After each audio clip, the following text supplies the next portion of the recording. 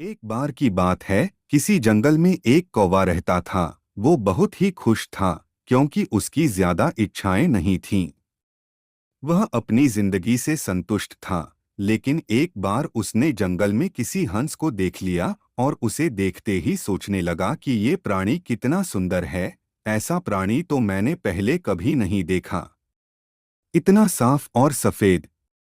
यह तो इस जंगल में औरों से बहुत सफेद और सुंदर है, इसलिए यह तो बहुत खुश रहता होगा।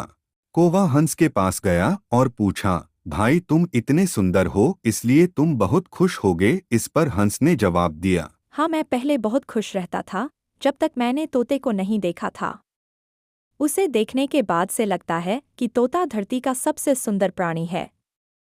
हम दोनों के शरीर का तो एक ही रंग है, लेकिन तोते के शरीर पर दो दो रंग है। उसके गले में लाल रंग का घेरा और वो सुर्ख हरे रंग का था। सच में वो बेहद खूबसूरत था।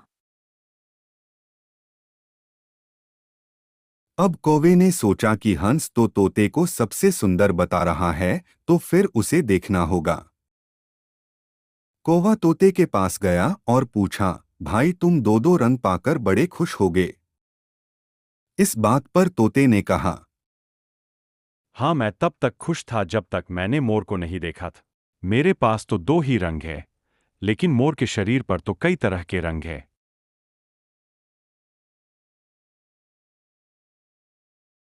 अब कौवे ने सोचा, सबसे ज्यादा खुश कौन है, यह तो मैं पता करके ही रहूंगा। इसलिए अब मोर से मिलना ही पड़ेगा। कौवे ने मोर को जंगल में ढूंढा, लेकिन उसे पूरे जंगल में एक भी मोर नहीं मिला। और मोर को ढूंढते ढूंढते वह चिड़ियाघर में पहुंच गया, तो देखा मोर को देखने बहुत से लोग आए हुए हैं और उसके आसपास अच्छी खासी भीड़ है। सब लोगों के जाने के बाद कौवे ने मोर से पूछा, भाई तुम दुनिया के सबसे सुंदर जीव हो और रंग बिरंगे हो। तुम्हारे साथ लोग फोटो खिंचवा रहे थे। तुम्हें तो बहुत अच्छा लगता होगा और तुम तो दुनिया के सबसे खुश जीव होगे।